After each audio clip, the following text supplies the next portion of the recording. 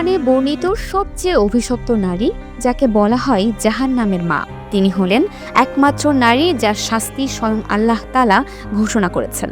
তিনি ছিলেন নবী মুহাম্মদ সাল্লাল্লাহু আলাইহি ওয়াসাল্লামের চাচা আবু লাহাবের স্ত্রী উম্মে জামিল। তার আসল নাম ছিল আরওয়া বিনতে হারব। তিনি মক্কার প্রভাবশালী কুরাইশ বংশের নারী এবং ইসলামের কঠোরতম বিরোধীদের একজন ছিলেন। প্রভাবশালী নেতা আবু সুফিয়ানের বোন হওয়ায় তার সামাজিক মর্যাদা, ধন সম্পদ আর সৌন্দর্য সবকিছুই ছিল, কিন্তু সেই আলোর নিচে ঢাকা ছিল এক অন্ধকার আত্মা।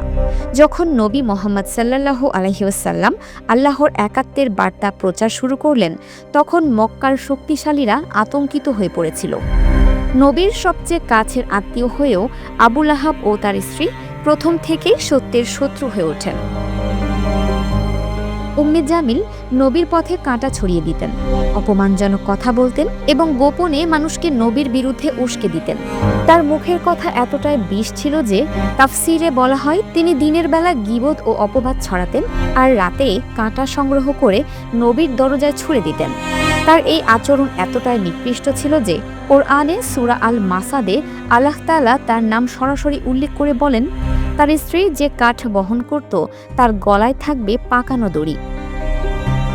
এখানে কাঠ বহন করা মানে আগুনের জ্বালানি বহন করা, অর্থাৎ তিনি মানুষে মানুষে শত্রুতা ও ফিতনার আগুন ছড়াতেন। আর গলায় দড়ি বোঝাই সেই অহংকারের ফাঁস, যেটা শেষ পর্যন্ত তাকেই গ্রাস করবে। ইসলামী ব্যাখ্যায় বলা হয় তিনি দুনিয়ায় যেমন নবীর পথে আগুন ছড়াতেন, পরকালেও সেই আগুনই হবে তার শাস্তি। তার স্বামী আবু লাহাবের ধন সম্পদও তাকে রক্ষা করতে পারেনি। দুজনেই হয়ে গিয়েছিলেন আগুনের প্রতীক এবং অহংকার ও অবিশ্বাসের প্রতিফলন। উম্মে জামিলের গল্প তাই শুধু এক নারীর কাহিনী নয়, এটি একটি চিরন্তন শিক্ষা যে আগুন অন্যের জন্য জ্বালাও, একদিন সেই আগুন নিজের গলায় দড়ি হয়ে জড়িয়ে যায়। তিনি ইতিহাসে থেকে গেছেন কোরআনের একমাত্র নারী হিসেবে যার শাস্তি আল্লাহ নিজ মুখে ঘোষণা করেছেন। অহংকার, হিংসা আর বিদ্বেষ ভরা এক আত্মার নাম উম্মে জামিল, জাহান্নামের মা। Multimedia desk, Dinajpur TV.